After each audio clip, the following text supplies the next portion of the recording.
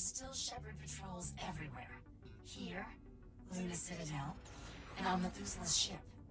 We could use your help with them. The citizens are still adjusting. Even though the Omega Gem signal is no longer being broadcast, they're still a bit lost. Do what you can to help them. I still don't understand what Methuselah really wanted. Why is there so much dialogue here? Did the things it did. Why not just have it all play? All that's important is that Methuselah is gone now. Headlander, it is a new time for all of us. Please, do what you can. The Daughters of Lucia 13 will be here, should you need us. The Daughters of Lucia 13. Yeah, it's just should you need us. Post game and name. Not really in practice. Well, I mean, overall, I guess we could talk about it a bit. Let me uninstall it. Swap over here. I don't know why they showed all those other heads, man. Was there like multiplayer and I didn't know it? I doubt it.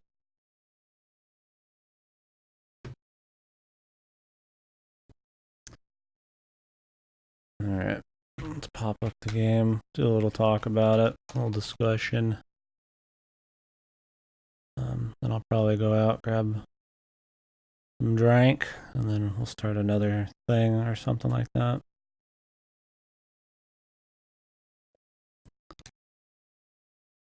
Okay. Let's go ahead and do this.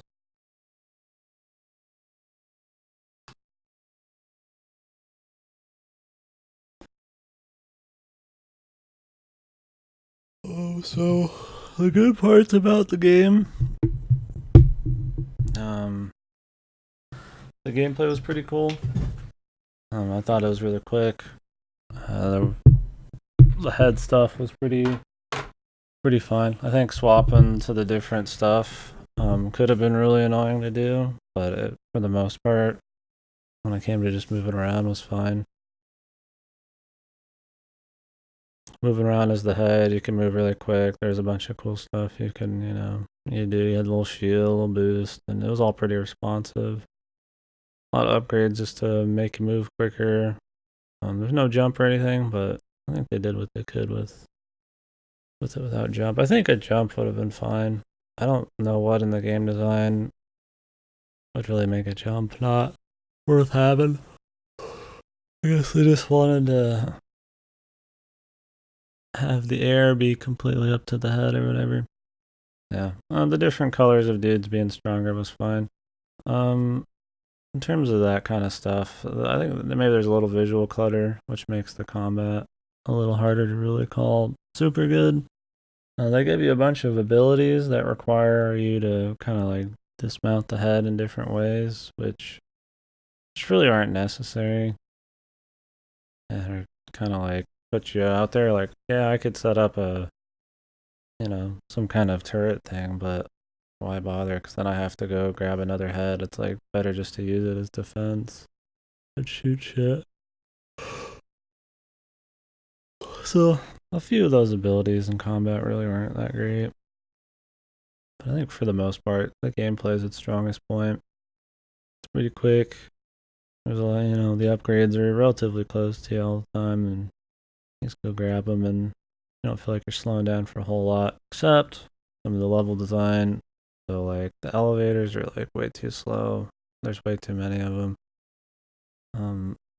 I think some kind of like, I don't know, I guess they used it for some of the puzzly things. I think that you could have just gave the damn thing a jetpack or something, or just made it so the elevators moved at like double to triple the speed to match the rest of the game.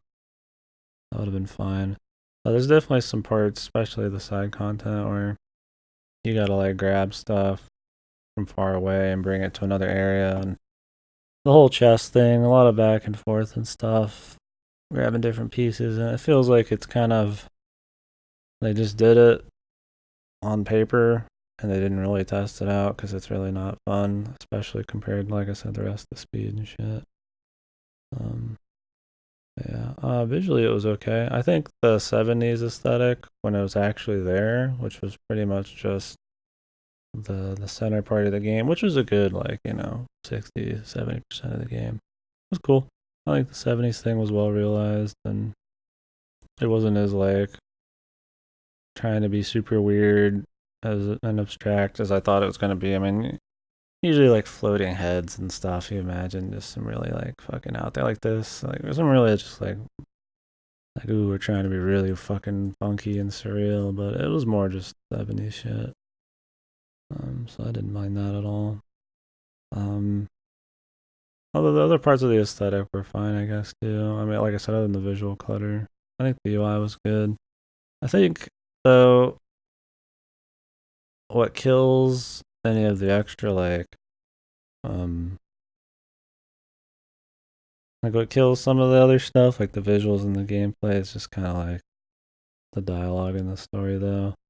Like, it's hard to really get into, like, the 70s aesthetic thing when you don't really have any, like, you know, a decent story or dialogue to go with it. It's like only good in visuals, and I guess the music was fine. I couldn't really hear the music that much, but it seemed okay. Like, the dialogue is horrible. Like, it's really bad. It tries to be really funny, and you can see what kind of humor they're going for, but it does not. Does not deliver on that kind of humor. They try to have the smart assy robots, the fucking, the funny doors, the jokes about 70s culture here and there, and it's just the most surface level, just this dull humor and shit. And then it tries to have, like, I don't know if it's a serious story. It's like, I feel like maybe it's trying to be a cheesy story on purpose. And yeah, it's somehow weird that you can fail at, like, making a purposely cheesy story, but I feel like there is a certain skill in knowing how far you make it cheesy, how on purpose, and what things make, like, a purposely cheesy story. Like I couldn't tell if some of the dialogue was trying to be serious or if it was trying to be so serious but cheesy that it was, like, funny or something. Um, Especially near the end. I don't think the world building or any of the story or anything like that is good. And the comedy really blows. And there's, like, so much repeated dialogue when you're doing shit. So that was really bad. So yeah. Good parts. Gameplay's fast. It's pretty crispy. Relatively fresh concept that I think is executed pretty well. The aesthetic and most of it's fine. Bad parts, voices, the dialogue, the story, and some exceptionally wacky level design here and there. Don't know what else to really say about it. $20. I'm cheap. I don't think it's so good. I'd be like, get it for $20. But if you ever got it on sale, I mean, you just need, like, a Metroidvania. I think it's an acceptable Metroidvania that puts a little bit of a twist on the generic gameplay. But yeah, I'd say at least half. I mean, it was 5.5 hours. I mean, I was bum rushing, but I mean, I 100%ed it minus one power up. So whether $20 is worth that, so yeah, I don't know, but yeah.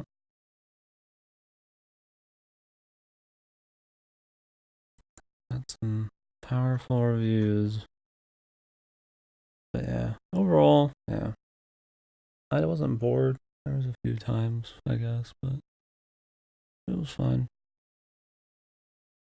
From Adult Swim and Double Fine, oh, it was better than expected, but it was also just as expected with the humor. All right, anywho, fellas, I don't know what we're gonna